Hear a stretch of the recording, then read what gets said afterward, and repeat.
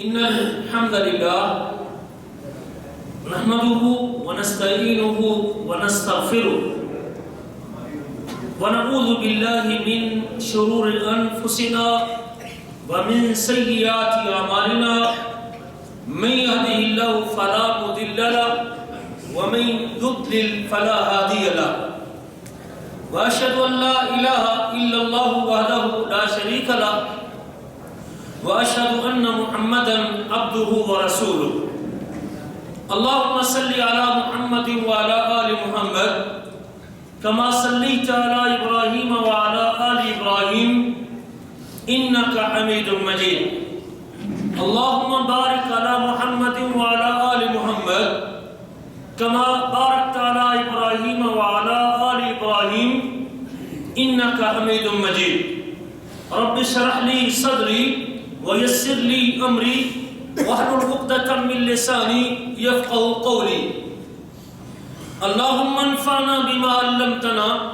وعلمنا ما ينفعنا وزدنا علما ينفعنا اللهم أرنا الحق حقا وارزقنا اتباعه وأرنا الباطل باطلا وارزقنا اجتنابه أما بعد فأعوذ بالله من الشيطان الرجيم يا أيها الذين آمنوا اتقوا الله ولتنظر نفس ما قدمت لغد واتقوا الله إن الله خبير بما تعملون ولا تكونوا كالذين نسوا الله فأنساهم أنفسهم أولئك هم الفاسقون لا يستوي أصحاب النار وأصحاب الجنة أصحاب الجنة هم الفائزون وقال النبي صلى الله عليه وسلم اتق الله حيثما كنت واتبع السيئة الحسنة تمحها وخالق الناس بخلق حسن گرامی قدر بھائیوں اور لائق احترام ساتھیوں، رب ذوالجلال کی نعمتوں میں سے بہت بڑی نعمت میرے آپ کے نبی اور میرے آپ کے حبیب حضرت محمد رسول اللہ صلی اللہ علیہ وآلہ وسلم کا رسول اور نبی بن کے آنا ہے۔ اور اللہ تعالیٰ نے اپنے اس احسان کو اپنی کتاب میں اس انداز سے ذکر بھی کیا ہے لَقَدْ مَنَّ اللَّهُ عَلَى الْمُؤْمِنِينَ إِذْ بَعَثَ فِيهِمْ رَسُولًا، اللہ نے مومنوں پہ احسان کیا ہے کہ ان میں ایک رسول بھیجا ہے، ایک نبی مبعوث کیا ہے، ایک پیغمبر بھیجا ہے۔ وہ رسول اللہ کی آیتیں پڑھ کے ان کو سناتا ہے، اللہ کی کتاب و حکمت کی تعلیم ان کو دیتا ہے، آیتوں کی تلاوت کرتا ہے، لوگوں کا تزکیہ کرتا ہے۔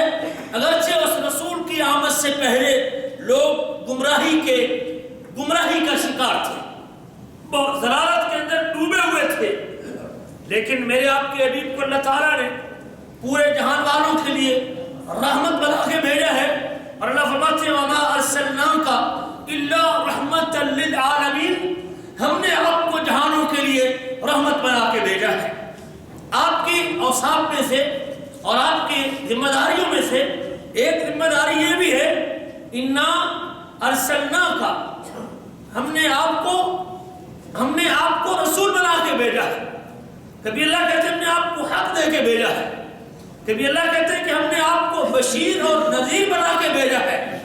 آپ اپنی امت کو جنت کی بشارتیں دیتے ہیں، رب کی ملاقات یاد کرواتے ہیں، ایمان اور عمل کے سلے میں مالک الملک اپنے بندوں کو جو عطا کرنے والے ہیں، حبیب کبریا اپنے امتیوں کو وہ بشارتیں سناتے ہیں۔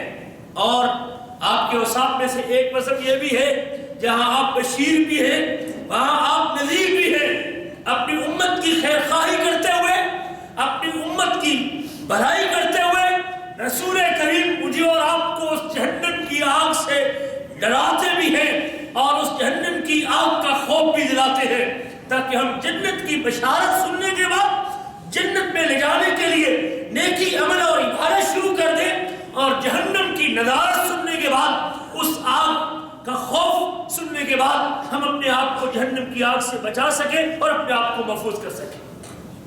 اللہ کے رسول صلی اللہ علیہ وسلم نے اللہ کے رسول صلی اللہ علیہ وسلم نے، اللہ کے نبی صلی اللہ علیہ وسلم نے جو خیرخواہی ممکن تھی، جو خیرخواہی اپنی امت کی ممکن تھی، اللہ کے حبیب نے وہ خیرخواہی میرے اور آپ کے لیے چھوڑ دی اور مجھے اور آپ کو پہنچا دی۔ کوئی خیر نام کی چیز اگر دنیا میں تھی، نیکی اور بھلائی کا کوئی کام تھا، تو پیارے حبیب نے اس کا حکم دیا، اور اگر کوئی برائی تھی جو میرے لیے مضر ہو سکتی تھی، میری دنیا کی زندگی کو برباد کر سکتی تھی، میری آخرت کے لیے نقصان دہ ثابت ہو سکتی تھی، مجھے جہنم کی آگ میں لے جا سکتی تھی، میری عاقبت کو خراب کر سکتی تھی، آج سے 1400 سال پہلے حبیب کبریاء نے اس برے کام سے مجھے اور آپ کو منع کر دیا اور روک دیا۔ آج کی مجلس میں میں اپنے حبیب اور اپنے مرشد اور اپنے ہادی اور اپنے راہبر اور اپنے سید اور اپنے رہنما حضرت محمد رسول اللہ صلی اللہ علیہ وسلم، جلدی میری زبان پہ آخری نبی، آخری رسول، آخری ہادی، آخری مرشد، میرے آپ کے سید اور میرے آپ کی محبتوں کے حقدار، جن کی محبت ایمان کا حصہ ہے، جن سے پیار ایمان کا جز ہے، اور جن سے پیار کیے بغیر کسی کا ایمان مکمل نہیں ہو سکتا، جب بھی میری زبان پہ اس حبیب کبریاء کا نام آئے تو بڑی محبت کے ساتھ درود کا تحفہ پیش کیجئے، اور آپ کا نام سننے کے بعد آپ پر درود پڑھا کریں، اور یہ درود پڑھنا بھی بڑی خیر لے کے آتا ہے۔ نبی کریم فرماتے ہیں جو مجھ پر ایک مرتبہ درود پڑھتا ہے، رب ذوالجلال اس آدمی پہ اپنی 10 رحمتوں کو نشاور کر دیتے ہیں، اللہ اس کی جھولی کو رحمتوں سے بھر دیتے ہیں، جو اللہ کے رسول صلی اللہ علیہ وسلم کا نام سننے کے بعد درود پڑھتا ہے۔ اس لیے یہ آپ کا حق بھی ہے کہ ابھی اگلے مہینے میں اللہ کے رسول صلی اللہ علیہ وسلم کی ولادت کے حوالے سے لوگ مختلف انداز سے عقیدت و محبت کا اظہار کریں گے، لیکن اس سے پہلے آپ کو یہ بھی جاننا چاہیے کہ میری حقیقی ذمہ داری کیا ہے رسول کریم کے حوالے سے، میرے اوپر کیا حق بنتا ہے نبی کریم صلی اللہ علیہ وسلم کا، وہ کون سے حقوق ہیں کہ جن کی ادائیگی مجھے اپنی زندگی میں کرنی ضروری ہے، وہ کون سے حقوق ہیں کہ جس کی قیامت کے دن مجھ سے پوچھ گچھ ہونے والی ہے اور مجھے اللہ کے سامنے جواب دہی کے لیے کھڑا ہونا پڑنا ہے۔ ان حقوق کو جاننا بھی بڑا ضروری ہے تاکہ ہم وہ ذمہ داری ادا کر سکیں جس کی قیامت کے دن ہماری مسئولیت ہے۔ میں اپنے حبیب کی ایک وصیت آج آپ بھائیوں کے سامنے پیش کرنا چاہتا ہوں، جو وصیت حقیقت میں آپ نے اپنے 2 صحابہ کو کی، 2 ساتھیوں کو کی، 2 احباب کو کی، جو آپ کے اوپر ایمان لا چکے تھے اور آپ کا کلمہ پڑھ چکے تھے اور آپ کے ہاتھ میں ہاتھ دے چکے تھے اور اس شرف صحبت کو حاصل کر چکے تھے۔ ان میں سے ایک نام حضرت ابو ذر رضی اللہ تعالیٰ عنہ کا ہے۔ ابو ذر ان کی کنیت ہے، بنو غفار ان کا قبیلہ ہے، جندب بن جنادہ ان کا نام ہے۔ رسول کریم صلی اللہ علیہ وسلم مکہ میں تھے تو جب ان کے قبیلے کے لوگوں کو اور ان کے سگے بھائی نے مکہ آنے کے بعد ان کو معلوم ہوا کہ اللہ کے رسول نے اپنی نبوت کا اعلان کر دیا ہے، ایک شخص نے مکہ میں نبوت کا اعلان کیا ہے اور اپنے گھر میں جا کے بتایا، تو حضرت ابو ذر اس نئے نبی کو چیک کرنے کے لیے مکہ آئے تھے۔ صحیح بخاری میں ابو ذر کے اسلام کے نام سے پورا باب موجود ہے۔ 40 دن یا 30 دن مکہ مکرمہ میں رہے، رسول کریم کے احوال کی خبر لیتے رہے، اور جب آپ کی گفتگو سنی، آپ سے ہم کلام ہوئے، آپ کی مجلس میں آئے، آپ کی بات سنی، آپ کا پیغام سنا، جو دعوت لے کے آئے تھے، جو پیغام لے کے آئے تھے، جب وہ آپ کے دل میں اتر گیا تو پھر اللہ اکبر کبیرہ کلمہ پڑھا اور مسلمان ہو گئے۔ اللہ کے رسول نے فرمایا، ابو ذر میری خواہش یہ ہے کہ تو اگر اپنے علاقے اور اپنے قبیلے میں جا کے دعوت کا کام کرتا ہے تو زیادہ بہتر ہوگا، اور میری رائے یہ ہے کہ یہاں ان لوگوں کے سامنے اپنے ایمان کا اظہار بھی نہ کرنا، ورنہ یہ لوگ آپ کے ساتھ برا سلوک کریں گے۔ لیکن جب ایمان کی آگ اندر لگی ہو، دھواں تو باہر نکلتا ہے کہ نہیں نکلتا؟ جب اللہ کی محبت دل میں آ جائے اور اس کا اظہار نہ ہو، جب رسول کی محبت سینے میں آ جائے اور اس کا اظہار نہ ہو، یہ اسی کو پتہ ہے جس کے اندر آگ لگ چکی ہوتی ہے۔ ابو ذر کہتے ہیں اللہ کے رسول یہ کیسے ہو سکتا ہے کہ میں اسلام قبول کروں اور مکہ والوں کو بتا کے جاؤں کہ ابو ذر نے اسلام قبول، بنو غفار سے میرا تعلق ہو اور میں اسلام قبول کروں اور چھپا کے چلا جاؤں، یہ میرا ایمان گوارا نہیں کرتا۔ اگلے دن اعلان کرتے ہیں کہ اشہد اللہ الہ الا اللہ، مکہ مکرمہ میں بیت اللہ کے جوار میں آتے ہیں، مکیوں اور قریشیوں کو کہتے ہیں میں اس بات کی گواہی دیتا ہوں کہ اللہ کے علاوہ کوئی عبادت کے لائق نہیں، اور میں اس بات کی گواہی دیتا ہوں کہ بے شک محمد صلی اللہ علیہ وسلم اللہ کے بندے اور رسول ہیں۔ قریشیوں نے پکڑا اور مارا زدگوب کیا اور پیٹا اور اتنا مارا کہ زخموں سے چور چور ہو گئے۔ ادھر سے حضرت عباس نے دیکھا، اوہو یہ تو مہمان تھا، بنو غفار کا آدمی ہے، اور انہی کی طرف سے تو غلہ آتا ہے، انہی کی طرف سے تو مالی تعاون آتا ہے، انہی کی طرف سے تو سالانہ خوراک آتی ہے، اگر یہ لوگ ناراض ہو گئے تو پوری معاشی بائیکاٹ کر دیں گے، حالات بڑے مشکل ہو جائیں گے، اور آگے بڑھ کے چھڑوا دیا کہ اس بندے کو کچھ نہ کہو، حالات بڑے خراب ہو سکتے ہیں۔ اگلے دن پھر اعلان کیا اشہد ان لا الہ الا اللہ اشہد ان محمد رسول اللہ۔ اللہ جب واپس پہنچے اپنے قبیلے میں، حق بات کی تاثیر ہوا کرتی ہے، حق اپنا آپ خود منوا لیا کرتا ہے، حق کو اپنا آپ منوانے کے لیے کسی سارے کی ضرورت نہیں ہوا کرتی، حق اپنا آپ خود منوا لیا کرتا ہے، اور کہتے ہیں الحق ان یتبع، حق اس بات کا زیادہ حقدار ہے کہ اس کی اتباع کی جائے، اس لیے تو حق تھا تو اللہ حضرت ابو ذر نے اس کو تسلیم کرنے میں دیر نہیں کی، حق تھا جب اپنی قوم کے پاس گئے اور اسلام کی دعوت پیش کی، ابو ذر کی دعوت میں آدھا قبیلہ بنو غفار اسلام کے اندر داخل ہو گیا تھا۔ نبی کریم کے ساتھ رہے، مدینہ ہجرت بھی کی، اور پھر دنیا سے بڑے بے رغبت قسم کے آدمی تھے، دنیا سے کوئی لگاؤ نہیں تھا، دنیا سے بڑے بے دل تھے، آخرت کا خوف 24 گھنٹے رہتا تھا، اور اگر کسی صحابی کو دنیا کے کاروبار کرتا دیکھتے تو اس کے اوپر بھی اعتراض کر دیتے تھے، برداشت بھی نہیں ہوتا تھا۔ تو پھر صحابہ نے مشورہ دیا کہ اگر آپ بالکل ہی دنیا سے کنارہ کش ہیں تو آپ مدینہ کی زندگی چھوڑ کے آپ کسی اور جگہ چلے جائیں، تو پھر ربضہ مقام ہے، اگر آپ ذریعہ کی طرف جائیں رس کے آگے، تو وہاں حضرت ابو ذر نے اپنا ڈیرا لگایا اور وہیں اللہ کو پیارے ہو گئے تھے۔ اور ایک نام حضرت معاذ بن جبل کا ہے، دوسرا شخص جسے اللہ کے نبی نے اس نصیحت میں فوکس کیا اور جو مخاطب تھا آپ کے، وہ حضرت معاذ بن جبل ہے۔ معاذ بن جبل کون آدمی ہے؟ کہتے ہیں یہ پورے صحابہ کرام میں سے حلال و حرام کا علم اگر کسی کے پاس سب سے زیادہ تھا تو معاذ بن جبل کے پاس تھا۔ یہ کون ہے معاذ بن جبل؟ اس کی عظمت کا اندازہ ذرا اس قصے اور اس واقعے سے بھی لگا سکتے ہیں۔ اللہ کے رسول صلی اللہ علیہ وسلم نے جن کی محبت میں ہمارے دل دھڑکتے ہیں، جن کے پیار میں پوری دنیا کے مومنوں کے دل دھڑکتے ہیں، جن کے لیے ہر مومن کی خواہش ہوتی ہے کہ میرے دل میں اللہ کے نبی کی محبت آ جائے، جن کی محبت کو اللہ نے ایمان کا معیار قرار دیا ہے، جن کی محبت کے بغیر کسی کا ایمان مکمل نہیں ہو سکتا، وہ نبی محمد صلی اللہ علیہ وسلم، جن کی محبت کے حوالے سے اللہ نے کہا تھا النبی اولی بالمؤمنین من انفسهم وازواجہ امہاتہم، نبی کی ذات، نبی کی شخصیت، نبی کریم کی ذات مقدس وہ ایک مومن کو ان کی جان سے بھی زیادہ عزیز ہوا کرتی ہے۔ سورۃ احزاب کی آیت ہے۔ وہ حبیب کبریا جن کی محبت کے لیے مومنوں کے دل دھڑکتے ہیں، جن کی محبت کے بغیر کسی کا ایمان مکمل نہیں ہوتا، وہ نبی فرماتے ہیں یا معاذ، کیا فرماتے ہیں؟ یا معاذ، اے معاذ انی لاحبک، دنیا کے مومن مجھ سے محبت کرتے ہیں لیکن یہ محمد صلی اللہ علیہ وسلم تجھ سے محبت کرتا ہے۔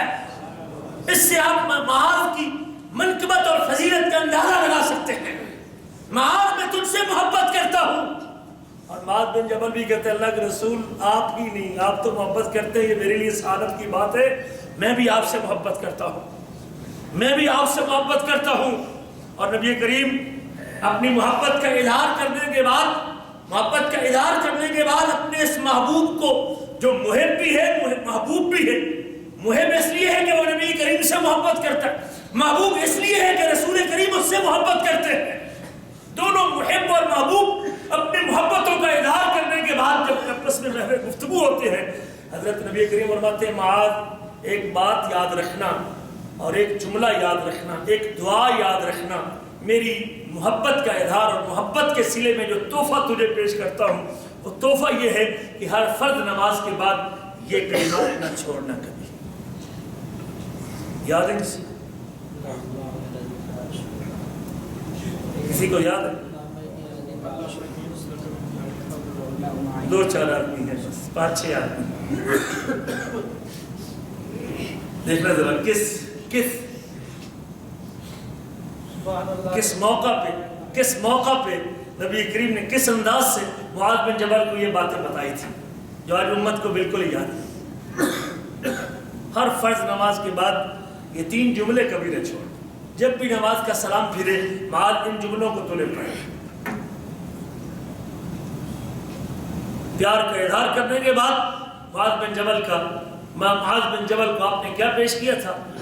اللہم اعنی علی ذکرک و شکرک و حسن عبادتک، اور بعض روایتوں میں رب اعنی علی ذکرک و شکرک و حسن عبادتک، اے میرے رب، اے میرے اللہ، میرا تعاون کرنا، میری مدد کرنا، مجھے توفیق دینا اپنے ذکر پر، اپنے شکر پر اور اپنی اچھی عبادت پر۔ یہ تین باتیں نبی کریم صلی اللہ علیہ وسلم نے حضرت معاذ بن جبل کو تحفے کے طور پر پیش کی تھی، اور صرف ان کے لیے خاص نہیں۔ آج اگر کوئی امتی بھی صدق کے نیت کے ساتھ ان جملوں کو نماز کے بعد پڑھتا ہے، ہر نماز کے بعد پڑھتا ہے، یقیناً مالک الملک اس کی اعانت کرتے ہیں، اس کی تائید کرتے ہیں، اس کو توفیق دیتے ہیں، اس کی نصرت کرتے ہیں۔ اللہ تعالیٰ اس کی نصرت کرتے ہیں ذکر پر بھی، شکر پر بھی اور اچھی عبادت پر۔ اگر آپ اپنی عبادت کو اچھا کرنا چاہتے ہیں اور اللہ تعالیٰ سے ذکر کی توفیق مانگنا چاہتے ہیں اور اللہ کی نعمتوں کے اوپر شکر گزار ہونا چاہتے ہیں، تو پھر ہر نماز کا سلام پھرنے کے بعد یہ جملہ ضرور پڑھا کریں۔ یہ وہ معاذ بن جبل ہے جن کو اللہ کے نبی صلی اللہ علیہ وسلم نے یمن کی طرف اپنا سفیر بنا کے بھیجا۔ جب یمن کا علاقہ فتح ہوا تو پیارے حبیب نے اپنے صحابہ کرام میں سے جس بندے کے کو منتخب کیا وہ نام بھی معاذ بن جبل کا ہے۔ آپ نے ان دونوں آدمیوں کو ایک وصیت دی تھی، اور وہ وصیت تین باتوں پہ مشتمل ہے۔ کتنی باتوں؟ تین باتوں پہ وصیت مشتمل، یاد رکھنی یہ تین باتیں، تین باتوں پہ مشتمل ہے وہ وصیت نبی کریم صلی اللہ علیہ وسلم کی۔ سب سے پہلی بات فرمایا اتق اللہ حیث ما کنت، جہاں کہیں بھی ہو اللہ سے ڈرتے رہنا۔ اتق اللہ حیث ما کنت، جہاں کہیں بھی ہو اللہ سے ڈرتے رہنا۔ مالک کا ڈر تیرے سینے میں رہے، اللہ کا خوف تیرے سینے میں رہے، اللہ کی خشیت تیرے دل میں رہے۔ تو جہاں کہیں بھی ہو، اکیلا ہو، مجمع میں ہو، بازار میں ہو، منڈی میں ہو، مارکیٹ میں ہو، مسجد میں ہو، مصلی پہ ہو، حکومت میں ہو، ممبر پہ ہو، محراب پہ ہو، بازار میں ہو، خطیب ہو یا امام ہو، مزدور ہو یا عامل ہو، حقوق العباد کا مسئلہ ہو یا حقوق اللہ کا معاملہ ہو، ایک پیغام جو اپنے دل میں بٹھا کے رکھنا اور جس کو یاد رکھنا، ایک بات جو پلے باندھ کے رکھنا، معاذ جہاں کہیں بھی ہو اپنے اللہ سے ڈرتے رہنا۔ جوانی میں ہو یا بڑھاپے میں ہو، بچپن میں ہو یا ادھیڑ عمر میں ہو، عمر کے جس حصے میں ہو، مارکیٹ میں ہو، کفیل کے سامنے ہو یا کفیل سے دور ہو، مدیر کے آگے ہو یا مدیر کے پیچھے ہو، میری ایک بات کو یاد رکھنا، اتق اللہ حیث ما کنت، جہاں کہیں بھی ہو اللہ سے ڈرتے رہنا۔ بڑی جامع وصیت ہے میرے عزیزاں۔ جس کو یہ خوف نصیب ہوتا ہے نا، اس کا بیڑا پار ہو جاتا ہے۔ جس کو یہ خشیت نصیب ہوتی ہے وہ کامیاب اور سرخرو ہو جاتا ہے۔ جس کو یہ کیفیت مل جاتی ہے اس کی دنیا بھی سنور جاتی ہے، اس کی آخرت بھی بن جاتی ہے۔ جس کو یہ ڈر نصیب ہوتا ہے، اور اللہ تعالیٰ کی وصیت، نبی کریم نے یہ وصیت صرف معاذ بن جبل کو نہیں کی، بلکہ یہ وصیت تو مالک الملک نے اپنے پوری امت کو، اپنے پورے بندوں کو کی ہے۔ اللہ نے پوری مخلوق کو یہ وصیت کی ہے۔ اللہ فرماتے ہیں وَلَقَدْ وَصَّيْنَا الَّذِينَ أُوتُوا الْكِتَابَ وَلَقَدْ وَصَّيْنَا الَّذِينَ أُوتُوا الْكِتَابَ مِن قَبْلِكُمْ وَإِيَّاكُمْ أَنِ اتَّقُوا اللَّهَ، ہم نے ان لوگوں کو بھی وصیت کی جن کو تم سے پہلے کتاب دی گئی، جن کو پہلے کتاب ملی، تورات ملی یا انجیل ملی یا زبور ملی، جن کو پہلے کتابیں ملی، ہم نے ان کو بھی یہ وصیت کی ہے، اور ہم نے تم کو بھی وصیت کی ہے کہ اتقوا اللہ، کس سے ڈرنا؟ اللہ سے ڈرتے رہنا، اللہ سے ڈرتے رہنا۔ دنیا والوں کو کیا ڈر ہے بھائی؟ ڈر ہو تو مالک الملک کا ہو، دنیا کے مالک کا ہو، خالق کا ہو، جس نے وجود بخشا ہے، جو ضرورتوں کو پورا کرتا ہے، جس کے ہاتھ میں سب کچھ ہے، جو پوری کائنات کا بادشاہ ہے، جو خزانوں کا مالک ہے، جو دنیا کی کنجیاں جس کے ہاتھ میں ہے، جو دینے اور لینے کا فیصلہ جس کے ہاتھ میں ہے، زندگی اور موت کا فیصلہ جس کے ہاتھ میں ہے۔ ڈرنا ہے تو اس ذات سے ڈرنا چاہیے۔ ہم نے وصیت کی پہلوں اور پچھلوں کو بھی اور تم کو بھی کہ تم اللہ سے ڈرتے رہنا، اور کبھی اللہ کہتے ہیں واتقوا اللہ الذی الیہ تحشرون، ڈرو اس ذات سے، اس اللہ سے جس کی طرف تم اکٹھے کیے جاؤ گے اور جمع کیے جاؤ گے، جس کے دربار میں حاضر کیے جاؤ گے۔ کبھی اللہ کہتے ہیں واتقوا یوما ترجعون فیہ الی اللہ، اس دن سے ڈر جاؤ جب تم اللہ کی طرف لوٹائے جاؤ گے۔ میرے آپ کے نبی صرف معاذ بن جبل کو ہی نہیں، یہ ایسی وصیت ہے جو آپ ہر گفتگو میں کرتے تھے، ہر خطبے میں کرتے تھے، ہر محفل میں کرتے تھے، ہر اجتماع میں کرتے تھے، ہر میٹنگ میں کرتے تھے۔ جب بھی لوگوں سے محض گفتگو ہوتے تھے، لوگوں سے بات کرتے تھے، لوگوں کو خطبہ دیتے تھے، لوگوں سے گفتگو کرتے تھے، لوگوں سے کلام ہوتے تھے، حبیب کبریا اپنی ہر گفتگو کے شروع میں قرآن کی 3 آیتیں پڑھتے تھے۔ کتنی آیتیں؟ 3 آیتیں۔ سن لے وہ 3 آیتیں، اور ان 3 آیتوں میں کیا بات کرتے تھے وہ بات بھی سن لیجئے۔ اس وصیت کے جملے پہ غور کرنا کہ جہاں کہیں بھی ہو کس سے ڈرنا؟ اللہ سے ڈرنا۔ وہ 3 آیتیں کون سی تھی؟ اللہ کے رسول جب کسی لشکر کو بھیجتے، کسی قافلے کو روانہ کرتے، میدان جہاد کے لیے مجاہدین کو بھیجتے، ان کو بھی یہی وصیت کرتے تھے۔ مبلغین کو بھیجتے، ان کو بھی یہی وصیت کرتے تھے۔ لوگوں کا اجتماع کرتے، ان کو بھی یہی وصیت کرتے تھے۔ 3 آیتوں سے اپنی بات کو شروع کرتے تھے۔ سب سے پہلی ہے یا ایھا الذین آمنوا اتقوا اللہ، اے ایمان والو، اور یہ وصیت بھی ایمان والوں کو کی۔ کس کو؟ ایمان والوں کو۔ مومن کے ایمان کو نقصان پہنچانے کے لیے شیطان پورا زور لگائے گا۔ اس مومن کو اپنے ایمان کو محفوظ کرنے کے لیے رحمان کی طرف ہر وقت محتاج ہونا ضروری ہے، ہر وقت رحمان کی توفیق لینا ضروری ہے، ہر وقت اللہ کی طرف پناہ میں رہنا ضروری ہے، ہر وقت اللہ تعالیٰ سے مدد لینا ضروری ہے۔ یا ایھا الذین آمنوا اتقوا اللہ، اے ایمان والو اللہ سے ڈرو، جس طرح اس سے ڈرنے کا حق ہے۔ اللہ کب تک ڈرنا ہے؟ فرمایا وَلَا تَمُوتُنَّ إِلَّا وَأَنْتُمْ مُسْلِمُونَ، ملک الموت تمہاری روح قبض کرنے کے لیے آئے تو تمہارے اوپر اسلام کی پوری چھاپ نظر آنا چاہیے۔ موت تک ڈرنا ہے، موت تک ڈرنا ہے، موت تک ڈرنا ہے میرے عزیزو۔ یہ زندگی کی بہاریں گزر رہی ہیں، 1438 سے 1439 میں آپ داخل ہو چکے ہیں۔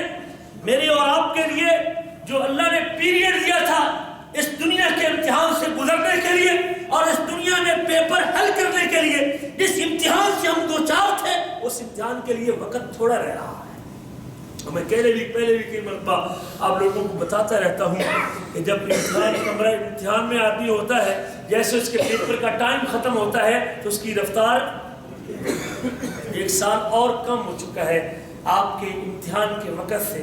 شاید آپ کہیں کہ پہلے میری عمر 39 سال تھی تو اب 40 ہو چکی ہے، لیکن یاد رکھیں کہ اگر آپ کی اوسط عمر 60 اور 63 سال ہے تو اوسط نبی کریم کا فرمان ہے میری امت کی اوسط عمر 60 سال کے قریب ہے۔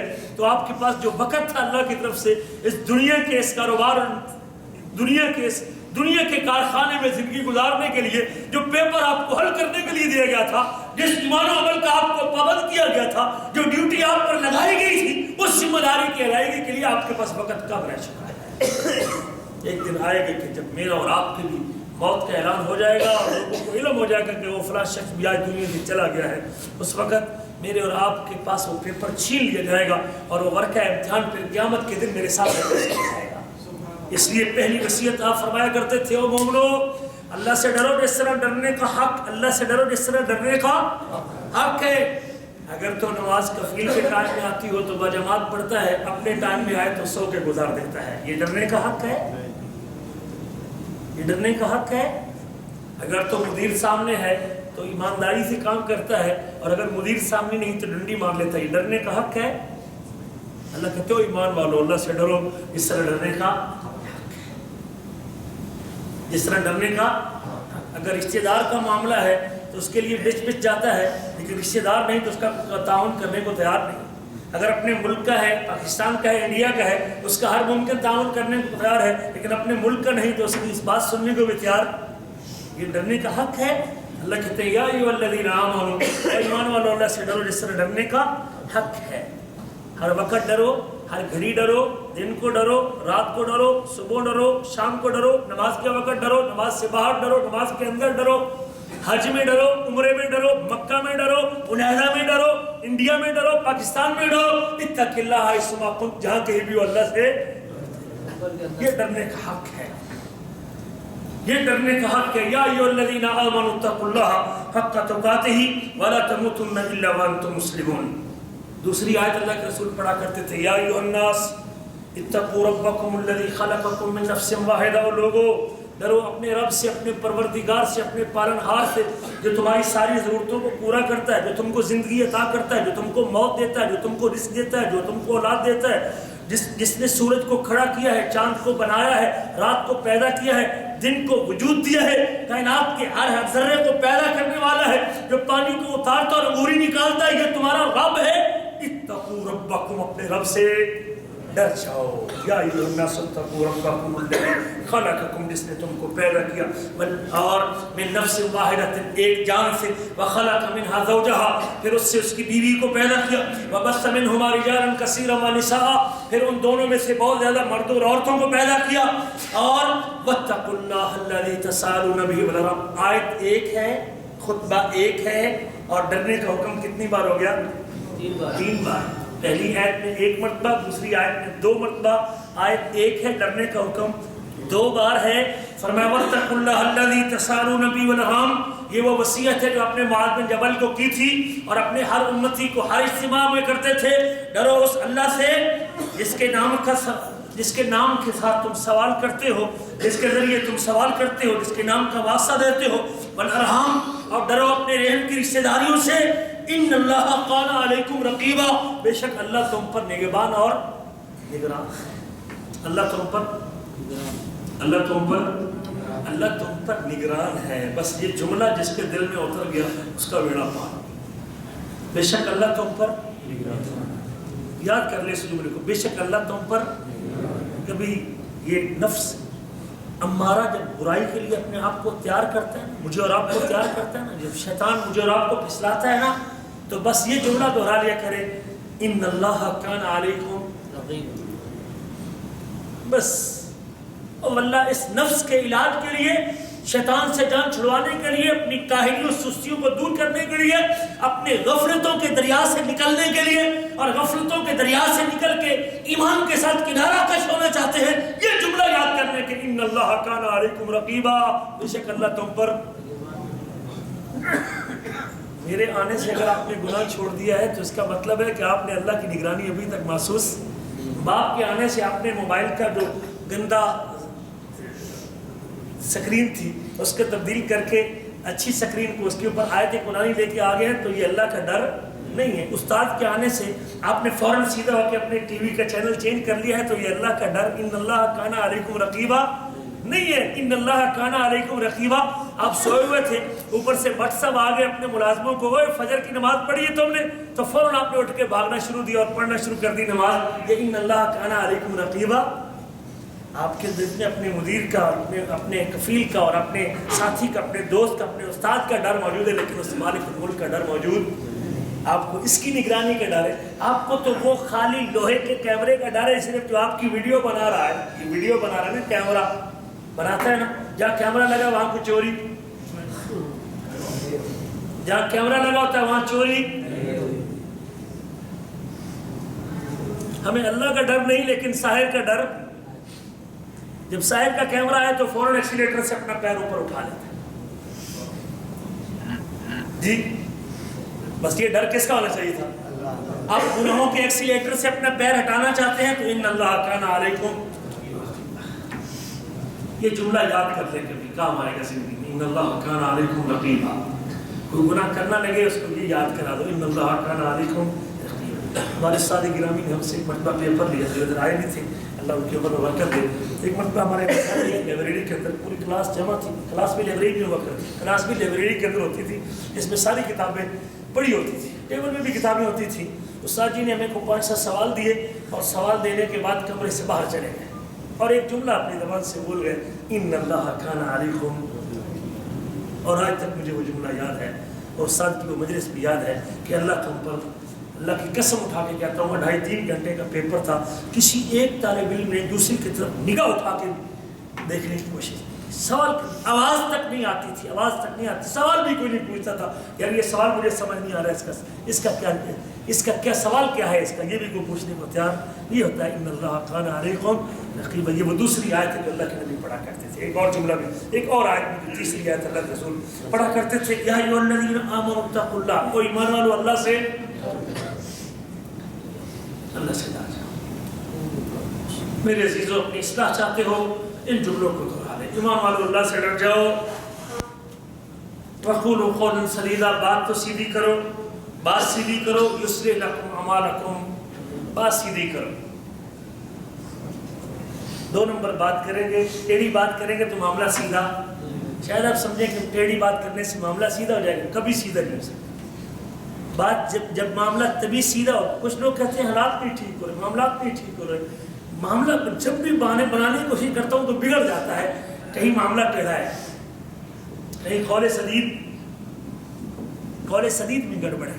ضرور گڑبڑ ہے میرے عزیز، ضرور گڑبڑ ہے. کہ اس کو مراجعہ کریں، دوبارہ آپ اپنا چیک کریں. اگر رزلٹ ٹھیک نہیں ہو رہا تو اس کا مطلب ہے کہیں گڑبڑ ضرور، کہیں میرا قول سدید نہیں تھی، میری بات سیدھی نہیں تھی، کہیں 2 نمبری ضرور ہے، کہیں گڑبڑ ضرور ہے. اللہ کی بات سچی ہے کہ نہیں؟ ومن اصدق من اللہ قیلا. اللہ سے بڑھ کر سچی بات کس کی ہو سکتی ہے؟ اللہ کہتے ہیں یا ایھا الذین آمنوا اتقوا اللہ، اور ایمان والو اللہ سے ڈرو. وقولوا قولا سدیدا، بات سیدھی کرو. بڑے گھاٹا آئے بات سیدھی کرو، بڑے نقصان ہو جائے بات سیدھی کرو. بڑے آپ کو 4-5 ہزار پڑتا ہے، 10,000 کا آپ کو نقصان ہو رہا ہے، لیکن بات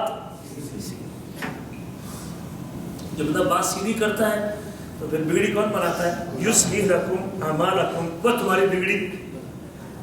3 بندے جنگ تبوک سے پیچھے رہ گئے تھے، ٹھیک ہے، باقی لوگ اپنے اپنا عذر پیش کر کے جھوٹ بول کے جان تو چھڑوا گئے، لیکن عاقبت خراب کر گئے. لیکن 3 بندے ایسے تھے جنہوں نے بات سیدھی کی.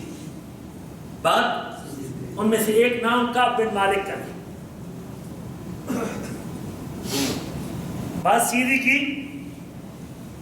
کی. اللہ کے رسول نے بائیکاٹ کیا، اور پھر بائیکاٹ کے خاتمے کا اعلان آسمانوں سے آ جاتا ہے. یصلح لکم اعمالکم، بات سیدھی کرو، اللہ تمہاری بگڑی. حضرت مریم علیہ السلام جب الگ تھی نا پردے میں، تو حضرت جبریل کی انسانی شکل میں ان کے سامنے آ گئے، خوبصورت نوجوان کی صورت میں. بشرن سویہ، قرآن کہتا ہے بشرن سویہ، بالکل صحیح سالم انسان کی صورت میں. خاتون بھی اکیلی ہو اور نوجوان ہو، خوب رو بھی ہو اور نوجوان بھی خوبصورت ہو، اور دونوں اکیلے ہو، گناہ کے چانس ہے کہ نہیں؟ جی کیا کہا؟ انی اعوذ بالرحمن. گناہ کے چانس موجود ہیں، گناہ میں موقع ہے گناہ کرنے کا، کوئی دیکھنے والا بھی، اور دونوں پردے میں. ادھر سے حضرت جبریل انسانی شکل میں، اور ادھر سے حضرت مریم ہے. لیکن یہ نہیں سمجھ رہی کہ یہ جبریل آئے کس لیے ہے، لیکن خطرہ تھا کہ کوئی ایسی حرکت نہ ہو جائے، معاملہ خراب نہ ہو جائے. اعوذ بالرحمن، میں کس کی پناہ میں آتی ہوں؟ رحمان کی پناہ میں آتی ہوں. ان کنت تقیہ، اگر تو اللہ سے ڈرنے والا، اگر تو اللہ سے خود کس کی طرف لوٹ کے ان حالات میں کدھر گئی؟ اللہ کی طرف. پناہ کس سے پکڑی؟ اللہ سے. پناہ اللہ سے پکڑی، اور ساتھ اس کو بھی اگلے جملے میں سمجھا دیا اگر تو اس سے ڈرتا ہے تو بھی ہاتھ آگے. یہ ہے تقوی، اور یہ ڈر، اور یہ خوف، اور یہ احتیاط. مالک الملک بغیر باپ کے بیٹا عطا کر، بغیر باپ کے ملا کہ نہیں ملا؟ جب اس قدر بندہ ڈرتا ہو، قولوا قولا سدیدا یصلح لکم، وہ تمہاری بگڑی بنا دے گا. بات سیدھی کرو، بھلے باپ کیوں نہ ہو. ابراہیم علیہ السلام نے بات سیدھی کی کہ نہیں کی؟ جی بات سیدھی کی. ابا جان سے بات کی، 3 باتیں کہیں، اور باتیں تینوں سیدھی کی تھی. ابو جان، اے میرے ابا جان، آپ اس کی کیوں پوجا کرتے ہیں جو سنتا بھی نہیں اور جو دیکھتا بھی نہیں اور جو ہے آپ کے کام بھی؟ ابو جان. دوسری بات، ابو جان میرے پاس وہ علم موجود ہے جو آپ کے پاس موجود، سورۃ مریم، جو آپ کے پاس موجود نہیں. اور علم جب میرے پاس ہے آپ کے پاس علم نہیں، تو پھر جس کو علم نہیں اس کو چاہیے کہ علم والے کی بات مان. فاتبعنی، ہم تو کہتے ہیں جیسے باپ دادا کر رہے تھے ویسے کریں گے. ابراہیم علیہ السلام کہتے ہیں نہیں ابو جان، جو آپ کر رہے ہیں وہ ٹھیک نہیں، جو میرے پاس علم ہے تو آپ کو پھر میری بات ماننی ہوگی. باپ دادا کی بات اب نہیں چلے گی، اب باپ کو بیٹے کی بات ماننا پڑے گی. فاتبعنی اہدک صراطا سویا، تو میرے پیچھے چلو، میں سیدھا راستہ دکھا دیتا ہوں. بات تو سیدھی کی نا، سگے باپ سے کی، باپ سیدھی کی. دوسری بات اپنے باپ سے یہ کی. بات سیدھی کیسے ہوتی ہے؟ باپ سے کہا ابو جان لا تعبدوا الشیطان، شیطان کی عبادت نہ کرنا. اگر آپ کو علم بھی نہیں اس مسئلے کا، نہ علمی میں کر رہے ہیں تو علم میرے پاس ہے، میری بات مان لیں. اور اگر آپ کو علم بھی ہے پھر بھی آپ ایسے کرتے ہیں تو پھر یہ شیطان کا حملہ ہے آپ کے اوپر. اور شیطان کی عبادت نہ کریں, شیطان کی پوجا نہ کریں, شیطان کی عبادت نہ کریں, کیونکہ شیطان رحمان کا دشمن ہے, شیطان رحمان کا نافرمان ہے. اور چونکہ شیطان رحمان کا آپس میں دشمنی ہے, لہذا آپ کو کبھی شیطان کی عبادت, اور آپ کو رحمان نے پیدا کیا ہے, آپ کو رحمان کی بات کرنی چاہیے, شیطان کی بات نہیں کرنی چاہیے. دوسری بات, تیسری بات ابو جان, شاید اس لیے کہ آپ کے دل سے آخرت کا خوف نکل چکا ہے, ڈر آپ کے دل سے نکل چکا ہے. اگر آپ کو ڈر ہوتا کہ میرے دل کی سزا جہنم کی آگ ہے, مورتی کی پوجا جہنم کی آگ ہے, بت کی پوجا جہنم کی آگ ہے, شاید اس آگ کا ڈر تیرے ذہن سے نکل چکا ہے. انی اخاف ان یمسک عذاب من الرحمن, مجھے اس بات کا ڈر ہے کہیں آپ کو رحمان کی طرف سے عذاب نہ پہنچ جائے, اس لیے ابو جان میری بات مانیے اور اپنے موقف کو چھوڑ دیجئے. لیکن باپ نے پھر بھی بات, اراغب انت عن آلہتی یا ابراہیم, آپ ہمارے بتوں سے بے رغبت ہیں, آپ کو ان سے کوئی محبت نہیں, آپ کو ان سے کوئی پیار نہیں, آپ ان سے کوئی لگاؤ نہیں رکھتے, آپ ان سے بے پرواہ ہیں. اراغب عن آلہتی یا ابراہیم, آپ اس سے بے رغبت ہیں. اگر آپ لم تنتہی لارجمنک, اگر تو آپ اپنی اس حق بات سے باز نہ آیا, سچی بات سے باز نہ آیا, صحیح بات سے نہ رکا, اگر تو اپنی اس دعوت کو نہ روک سکا, لارجمنک, میں تجھے سنسار کروں. باپ بیٹے کو کہتا ہے تجھے سنسار کر دوں گا. وہجرنی ملیا, اور آپ مجھ سے ہم کلام مدتوں تک, دیر تک مجھ سے بات کرنے کی تجھ کو ضرورت, مجھ سے بائیکاٹ ہے تیرا.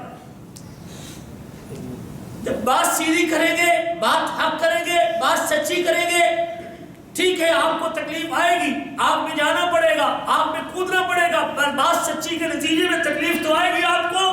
لیکن پھر یاد رکھنا, یا نارو کونی بردم و سلاما علی, بات سچی کے نتیجے میں اگر تکلیف آتی بھی ہے تو ہم اس آگ کو بھی گلزار بنا دیتے ہیں. یصلح لکم اعمالکم, بات سیدھی کرو, اللہ تمہاری بگڑی. بات سچی کریں گے, بے شک باپ سامنے باپ کیوں نہ ہو, بات سچی کرے اور بات سیدھی کرے, سامنے باپ کیوں نہ ہو, آگے سے رجم کی دھمکی کیوں نہ ہو, بات تو صحیح کرے. ہم آپ کو اسحاق اور یعقوب نبی بنا کے عطا کرتے ہیں, ہم آپ کو اکیلا نہیں رہنے دیں گے, ہم آپ کو اسحاق بھی دیں گے, یعقوب بھی دیں گے, بیٹا بھی دیں گے, پوتا بھی دیں گے, دو نسلوں کے بشار. وَهَبْنَا لَهُ إِسْحَاقَ وَيَعْقُوبَ, ہم نے اس کو اسحاق بھی دے دیا اور یعقوب بھی ساتھ, اور ساتھ دونوں کے نبی ہونے کی بشارت بھی دے دی ہے. یا ایھا الذین آمنوا اتقوا اللہ وقولوا قولا, ایمان والو بات تو سیدھی کرو. یصلح لکم اعمالکم, تم اکیلے ہو, پورا قبیلہ تمہارے مخالف ہو, تم اکیلے ہو, خاندان تمہارا مخالف ہو, تم اکیلے ہو, باپ تمہارا مخالف ہو, لیکن بات سیدھی کرو, ہم تم کو ہم نوا اور دوست بیٹے اور نبی بیٹے عطا کر دیں گے. تجھے تائید اور ترس, کوئی بھی تیرے ساتھ نہ ہو لیکن بات سیدھی کرو. یا ایھا الذین آمنوا اتقوا اللہ وقولوا قولا سدیدا یصلح لکم اعمالکم, وہ تمہارے معاملے سیدھے کر دے گا, بگڑی بنا دے گا, حالات ٹھیک کر دے گا. وقتی دور پہ پریشانی آئے گی, سیدھی بات کرنے سے گھاٹا پڑے گا, نقصان آئے گا, دینے برداشت کر لیں, اس لیے کہ خزانوں کا مالک کون ہے؟ نبی کریم کا ارشاد کرام یہ من ترک شیئا للہ ہے, جس نے اللہ کے لیے کچھ چیز چھوڑ دی. اور ایک روایت کے الفاظ ہیں کہ جس نے اللہ سے ڈرتے ہوئے کسی چیز کو چھوڑ دیا, جس نے اللہ سے ڈرتے ہوئے حرام کو چھوڑ دیا, جس نے اللہ سے ڈرتے ہوئے حرام مال کو چھوڑ دیا, جس نے اللہ سے ڈرتے ہوئے جھوٹ کو چھوڑ دیا, جس نے اللہ سے ڈرتے ہوئے اللہ اکبر گناہ کو چھوڑ دیا, اللہ سے ڈرتے ہوئے, اللہ اس کے عوض میں اس کو بہتر عطا کرتا ہے, اللہ اس کے عوض میں اس کو بہتر عطا کرتا ہے. ایمان والو اللہ سے ڈرو اور بات سیدھی کرو. یصلح لکم اعمالکم, تمہاری بگڑی بنا دے گا, اور صرف بگڑی نہیں بنائے گا, اگر تم سے کوئی غلطی ہوئی ہے وَيَغْفِرْ لَكُمْ ذُنُوبَكُمْ, تیرے پہلے گناہوں کو بھی معاف کر دے گا. لیکن یاد رکھنا وَمَن يُطِعِ اللَّهَ وَرَسُولَهُ, تقوی کا حکم دینے کے بعد, ڈرنے کا حکم دینے کے بعد, اس کا فائدہ ذکر کرنے کے بعد, اس کا فائدہ ذکر کرنے کے بعد ساتھ طریقہ بتا دیا. طریقہ کیا ہوگا آپ کا, پھر طریقہ کیا ہونا چاہیے, تقوی کسے کہتے ہیں, پرہیزگاری کسے کہتے ہیں. مَن يُطِعِ اللَّهَ وَرَسُولَهُ فَقَدْ فَازَ فَوْزًا عَظِیمًا, جو بھی اللہ کی اطاعت کرتا ہے رسول کریم کی اطاعت کرتا ہے، جو بھی اللہ کی بات مانتا ہے رسول کریم صلی اللہ علیہ وسلم کی بات مانتا ہے، اللہ کے حکم پہ چلتا ہے، رسول کریم کے حکم پہ چلتا ہے، من یطع اللہ ورسولہ، جو بھی اللہ کی اطاعت کرتا ہے رسول کریم کی اطاعت کرتا ہے، فقد فاز فوزا عظیما، ہم اس کو سب سے بڑی کامیابی کی خوشخبری سنا دیتے ہیں۔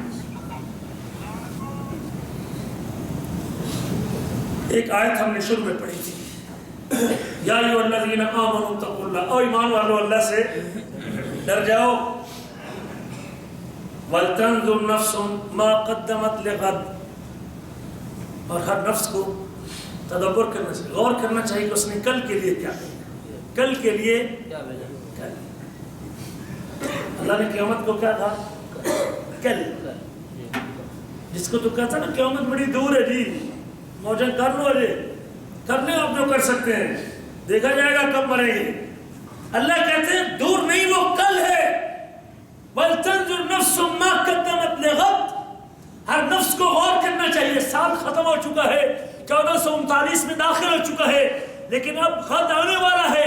وَلْتَنْظُرْ نَفْسٌ مَا قَدَّمَتْ لِغَدٍ، ہر نفس کو غور کرنا چاہیے کہ کل کے لیے کیا بھیجا ہے، کل کے لیے کیا بھیجا ہے۔ اللہ کہتے ہیں اِنَّا انذرناکم عذابا قریبا، ہم تم کو قریب کے عذاب سے ڈراتے ہیں۔ یوم ینظر المرء ما قدمت یداہ ویقول الکافر یا لیتنی کنت ترابا، جس دن آدمی کہے گا کہ میں نے آگے کیا بھیجا ہے، آدمی دیکھے گا، غور کرے گا، میں نے کیا آگے بھیجا، میں نے کتنی نیکیاں آگے بھیجی، میں نے کتنے عمل آگے بھیجے، میں نے کتنی باتیں آگے بھیجی ہیں، میں نے کتنی نمازیں آگے بھیجی ہیں، میں نے کتنی زکوٰۃ آگے بھیجی، میں نے کتنا مال آگے بھیجا ہے، اور کتنی نیکی میں نے پیچھے چھوڑ دی ہے۔ وَلْتَنظُرْ نَفْسٌ مَا قَدَّمَتْ لِغَدٍ، اللہ کہتے ہیں دیکھ، اِنَّا انذرناکم عذابا قریبا، ہم تم کو قریب کے عذاب سے ڈراتے ہیں۔ یوم ینظر المرء ما قدمت یداہ ویقول الکافر یا لیتنی کنت ترابا، کافر کہے گا کہ کاش میں آج مٹی ہوتا، مجھے یہ دن نہ دیکھنا پڑتا، مجھے یہ حالات، ان حالات کا سامنا نہ کرنا پڑتا۔ اس لیے میرے عزیزو، اللہ کہتے ہیں علمت نفس ما قدمت وآخرت، ہر جان کو پتہ چل جائے گا اس نے آگے کیا بھیجا اور پیچھے کیا۔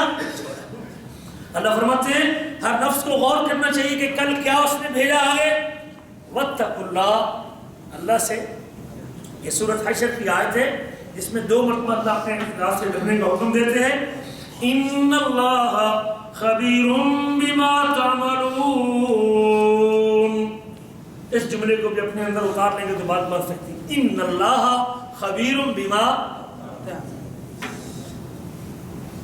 پچھلا جملہ یاد ہے، ان اللہ کان علیکم، جو دیکھتے ہو، جو سنتے ہو، جو بولتے ہو، جو کرتے ہو، تمہارے ہاتھ کی حرکت، تمہاری آنکھ کی حرکت، تمہاری زبان کی حرکت، تمہارے پاؤں کی حرکت، تمہارے دل کا خیال، تمہارے کان کا سننا، جو کچھ بھی ہے اس کے اوپر نگہبان کون ہے؟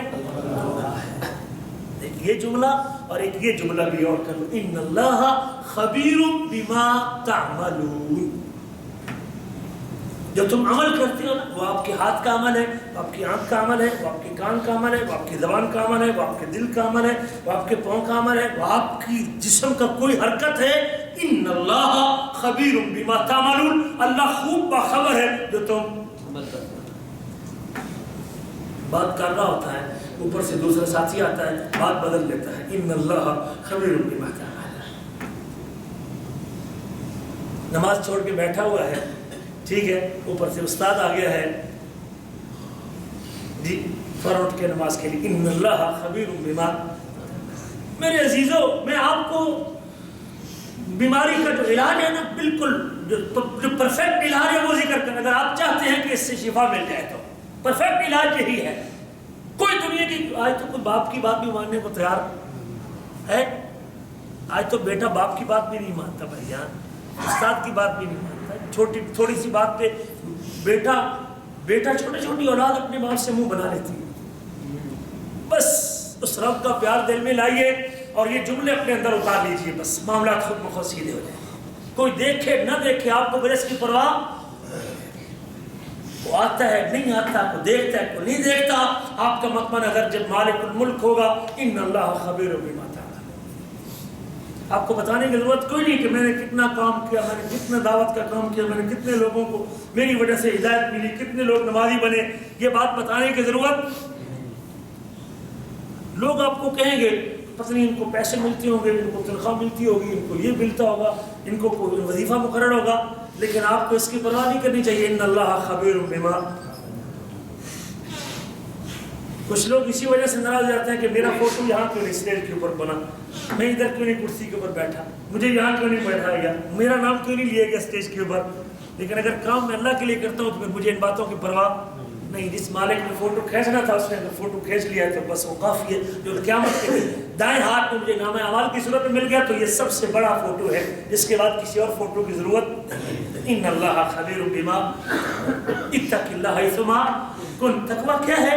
حضرت طلق بن حبیب کی ایک جملہ اس تقوی کی تعریف میں وہ میں آپ کو ذکر کر دیتا ہوں. فرمایا ان تعمل بطاعت اللہ. آپ کہہ سکتے ہیں تقویٰ آپ جو آگے کرتے ہیں تقویٰ کہہ رہے ہیں، وہ تقویٰ کیا ہوتا ہے؟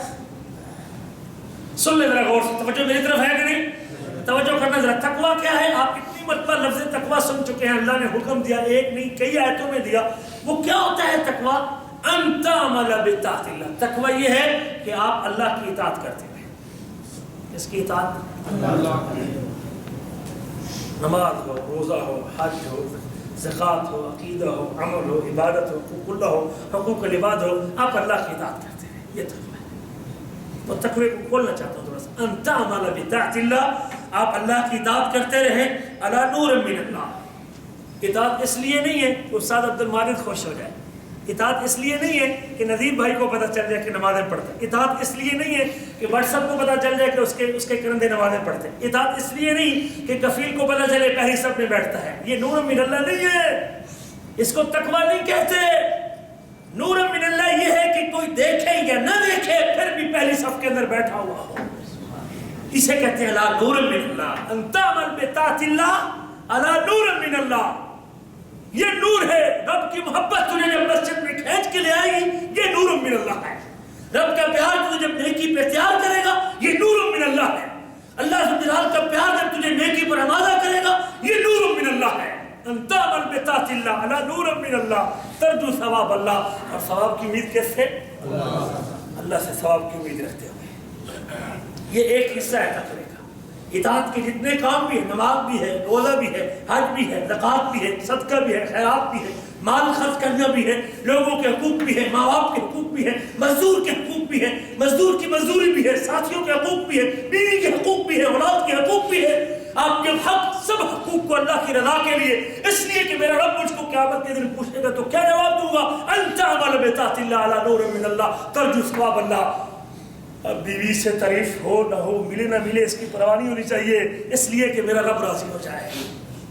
آپ ہر مہینے میں 700 800 1000 1500 گھر بھیجتے ہیں نا، لیکن بھیجتے وقت میں سمجھتا ہوں کہ صرف 5% بندے ایسے ہوں گے جو جب پرچی کٹواتے ہیں تو شاید ان کی نیت یہ ہو کہ اللہ میں 1500 لیتا تھا، یہ 1000 ریال اپنے 5 بچوں اور اپنی 1 بیوی اور 2 والدین کے لیے بھیجتا ہوں. میں اس لیے بھیج رہا ہوں کہ اس 1000 سے تو راضی ہو جائے، کیونکہ ماں باپ کی خدمت اور بیوی بچوں کی خدمت اور ان کے حقوق ادا کرنے کا تو نے حکم دیا ہے، میں تجھ کو راضی کرنا. کتنے بندے ہیں جو پیسے بھیجتے وقت یہ نیت کرتے ہیں؟ ثواب ملے گا کہ نہیں ملے گا؟ اللہ اصلاح کی ضرورت ہے. ہم پیسہ بھی خرچ کرتے ہیں لیکن بیگم کو 4 سنا کے خرچ کرتے ہیں. نے پیسے پچھلے ہفتے بھیجے تھے، پچھلے مہینے بھیجے، ابھی مہینہ بھی نہیں ہوا تو پھر کہاں تو نے خرچ کر دی. اور باتیں 4 سنا کے آپ نے وہ حق ادا کرنا ہے، اور حق اللہ نے آپ کے نکاح میں جب آپ کہا تھا کہ قبول ہے، آپ نے خود خرچے کی ذمہ داری قبول کی تھی. یہ اللہ نے آپ کے اوپر حق واجب کیا، ماں باپ کا بھی، بیوی کا بھی، بچوں کا. اور اس سے اللہ راضی ہوگا کہ نہیں ہوگا؟ یہ تقویٰ ہے. اگر آپ اللہ سے ڈر کے بھیجتے ہیں تو یہ تقویٰ ہے. اطاعت کا کام کرے، ثواب. بیگم مانے نہ مانے، حکم مانے نہ مانے، وہ اس کا معاملہ اللہ کے سپرد ہے. وہ قیامت کے دن بھگتے گی اگر آپ کی بات نہیں مانتی، لیکن آپ خرچ دینا آپ کی ذمہ داری. یہ ایک آدھا حصہ ہے. دوسرا حصہ بھی سن لے.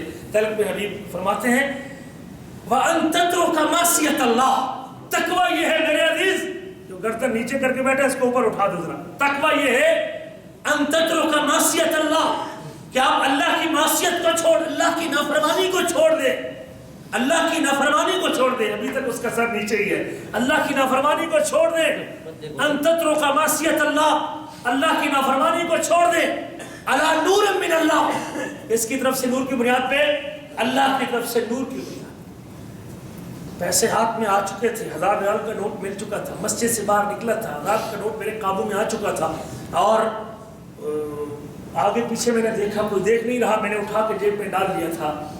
لیکن پھر آپ کہتے ہیں وہ میرے رب نے قیامت کے دن مجھ سے پوچھا کہ اس 1000 کا حساب تو نے کیسے دینا ہے, آپ جیب سے پھر اس کو نکال کے پھر اسی جگہ پر رکھ دیتے ہیں. یہ اللہ کی طرف سے نور ہے. آپ نے گناہ چھوڑا کس بنیاد پر؟ اللہ سے نور کی بنیاد. گناہ کا موقع تھا, لڑکی اور لڑکا تھے, بالکل کوئی اور دیکھنے والا نہیں تھا, بالکل تیار تھے زنا کرنے کے لیے, اوپر سے ایک بچہ آیا اور وہ ساری گیم ناکام ہو گئی. اللہ نور من اللہ ہے. آپ نے گناہ چھوڑا ہے لیکن نور من اللہ ہے, وہ بچے کے ڈر سے آپ نے چھوڑ دیا ہے, یہ نور نہیں ہے. اور تھا ایک شخص جو اپنے چچا کی لڑکی سے بدکاری کرنے لگا تھا, اور اس خاتون کے منہ سے یہ جملہ نکل گیا, اتق اللہ لا تفض الخاتم. اس شرمگاہ کو آج تک کسی حرام کی جگہ پہ استعمال نہیں کیا گیا. اس مور کو نہ توڑنا, اللہ سے ڈر. اور اس شخص نے چھوڑ دیا اسی وقت. کہا یا رب, یا تو تھا یا میں تھا یا وہ خاتون تھی, کوئی تیسری ذات موجود نہ تھی, تیرے ڈر اور تیرے خوف سے میں نے گناہ کو چھوڑ دیا تھا. اور جب اپنا یہی عمل اور یہی گناہ سے بچنا اللہ کے سامنے پیش کرتا ہے, یا رب اس غار کے منہ میں پھنسا ہوا ہوں, نکلنے کا کوئی راستہ نہیں ہے, اور تجھ سے تیرا دروازہ کھٹکھٹاتا ہوں, اور تیرے دروازے پہ دستک دیتا ہوں, اور تجھ سے التجا کرتا ہوں, اور تجھ سے رجوع کرتا ہوں, اور تجھے واسطہ دیتا ہوں اپنی اسی نیکی کا جب میں نے اپنے چچا کی بیٹی کو زنا کا موقع تھا, میں نے تیرے ڈر سے چھوڑ دیا تھا. یہ تقویٰ تیرے دربار میں, یہ گناہ کا چھوڑنا تیرے دربار میں منظور ہے. تو اس غار کے منہ سے پتھر کو ہٹا دے. ابھی پتھر نیچے نہیں آیا تھا کہ غار کے منہ سے, ابھی اللہ اکبر دعا, ہاتھ نیچے نہیں آئے تھے کہ غار کے منہ سے پتھر نیچے گر گیا تھا. یہ تقویٰ اور پرہیزگاری ہے, یہ نور من اللہ ہے. رات کا وقت ہے, بکریاں دودھ لے کے چلا گیا ہے, واپس پلٹا ہے, امی ابو سو چکے ہیں, بچے بلک رہے ہیں, دودھ مانگتے ہیں, پاؤں سے چمٹے ہوئے ہیں, روتے گڑگڑاتے ہیں, لیکن یہ کھڑا ہے اپنے دودھ کا لوٹا ہاتھ میں اٹھا کے. امی ابو جاگے گے, بیدار ہو گئے, سب سے پہلے دودھ اپنی ماں کو پیش کروں گا, پھر باپ کو پیش کروں گا. امی ابو دودھ پیئیں گے, پھر بچوں کو دے گا. رات بیت گئی, رات کے کسی حصے میں فجر کے قریب ماں باپ بیدار ہوتے ہیں, پہلے دودھ ماں باپ کو پیش کرتا ہے, پھر اپنے بچوں کو پلاتا ہے, بچوں کو بلکتا اور روتا ہوا. تو کیا کرتے ہیں شادی کے بعد جب 2-4 بچے ہو گئے, ابا اب گزارا نہیں ہوتا, میرے اپنے بچے بہت زیادہ رہے, تو اسی اپنا بندوبست کرو, اسی پاس سے ہو جائے.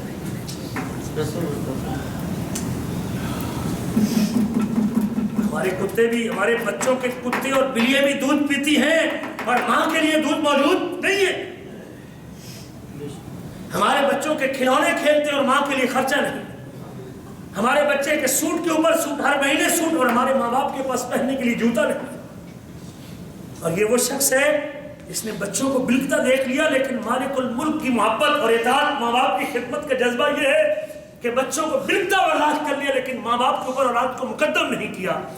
غار میں پھنسا ہوا ہے, رات کی تاریکی ہے, طوفان آیا ہوا ہے, باہر نکلنے کا راستہ کوئی نہیں. مالک کے دربار میں ہاتھ اٹھاتا ہے, یا رب میرے پاس کوئی اور نیکی تو نہیں, لیکن وہ رات کے اندھیرے میں جو ماں باپ کی خدمت کے لیے بچوں کو قربان کر کے تیرے حکم کو آگے کر کے ماں باپ کی خدمت کی تھی, اللہ وہ تو جانتا ہے نا, تیرے علم میں تو ہے نا, اللہ وہ تیرے ڈر سے وہ کام کیا تھا, کوئی اور نہیں تھا, کوئی دباؤ نہیں تھا, کوئی خوف نہیں تھا, صرف اولاد کو پیچھے کیا, ماں باپ کو آگے کیا, تیری ذات کی خشیت تھی. اگر تو جانتا ہے, ان علمت انی فعلت ذلک من خشیتک, تیرے علم میں ہے کہ میں نے تیرے ڈر کی وجہ سے ایسے کیا تھا, تو غار کے منہ سے پتھر کو ہٹا دے, ہماری مصیبت کو دور کر دے. ہاتھ نیچے نہیں آتے, غار کے منہ سے پتھر نیچے آ جاتا ہے. یہ اللہ کا ڈر میرے عزیزو. اللہ کی اطاعت کریں, کس سے ڈرتے ہوئے؟ اللہ سے, نور کی بنیاد پر. یہ نور ہے, میرے رب نے میری ماں باپ کی خدمت کا حکم دیا ہے, یہ نور ہے. اطاعت کریں اللہ سے نور کی بنیاد پر. مکہ میں ڈر ہو اور عمرہ کرنے کے بعد ڈر ختم, احرام کی حالت میں ڈر ہو اور احرام کے بعد ڈر ختم, حج کے اندر 4 دن ڈر ہو اور بال بڑھا لے, اور حج کرنے کے بعد داڑھی موڑ دے, یہ تقویٰ ہے. احرام کی حالت میں بال بھی نہ چھیڑے اور بال کو بھی نہ توڑے, اور واپس آنے کے بعد پوری داڑھی کو موڑ کے گندی نالی میں پھینک دے, یہ تقویٰ ہے نہیں میرے عزیز. غلطی لگی ہے, اتق اللہ حیثما. اگر مکہ میں رب سے ڈرتا ہے, احرام کی حالت میں رب سے ڈرتا ہے, عمرے میں رب سے ڈرتا ہے، مسجد میں رب سے ڈرتا ہے، جہاں کہیں بھی ہو کس سے ڈرتے رہنا؟ اللہ سے ڈرتے رہنا. اتق اللہ حیث ما کنت، جہاں کہیں بھی ہو اللہ سے ڈرتے رہنا، اللہ سے ڈرتے رہنا. معصیت کو چھوڑ دیجیے، گناہ کو چھوڑ دیجیے رب سے نور کی بنیاد پر، اللہ سے نور کی بنیاد پر. اس لیے نہیں کہ لوگ کیا کہیں گے. میں نے لوگوں کو دیکھا ہے جب دیہاڑی نہیں لگ رہی، مزدوری نہیں لگ رہی تو پھر داڑھی چھوڑ دیے، لیکن اللہ کا حکم سمجھ گئے. ہم نے ایسے لوگوں کو بھی دیکھا ہے جب پیسے منانے کے نہیں ہے نا اس لیے داڑھی چھوڑ دی، لیکن اللہ کے ڈر سے. میں نے دیکھا لوگوں کو کہتے ہیں گناہ کو چھوڑ دیجئے اللہ سے نور کی بنیاد پر، تخافوا عقاب اللہ، اللہ کی سزا اور اللہ کے خوف سے ڈرتے ہوئے. یہ تقوی پرہیزگاری ہے. کم از کم تقوی یہ ہے کہ آدمی اطاعت کرتا رہے، اللہ سے ڈرتا رہے، نیکی کا کام کرتا رہے، گناہ کو چھوڑتا رہے. ان اللہ خبیر بما تعملون، بے شک تم عمل کرتے ہو اللہ اس سے خوب باخبر ہے. دوسری نصیحت نبی کریم فرماتے ہیں وَأَتْبِعِ سَيِّئَةَ الْحَسَنَةَ تَمْحُهَا، نیکی کے بعد گناہ کے بعد نیکی کر لیجئے، اللہ گناہ کے اثرات ختم کر دیتا ہے. کبھی تقوی کے منافی کام ہو بھی جائے، انسان ہے نا، بندہ ہے نا، غلطی کا پتلا ہے، خطا کار ہے نا. نبی کریم فرماتے ہیں کل بنی آدم خطاء، آدم کا ہر بیٹا غلطی کرنے والا ہے. وخیر الخطائین التوابون، سب سے بہتر غلطی کرنے والا وہ ہے کہ جو رستے سے اترنے کے بعد دوبارہ لائن پہ چڑھ جاتا ہے، جو لائن سے اترنے کے بعد دوبارہ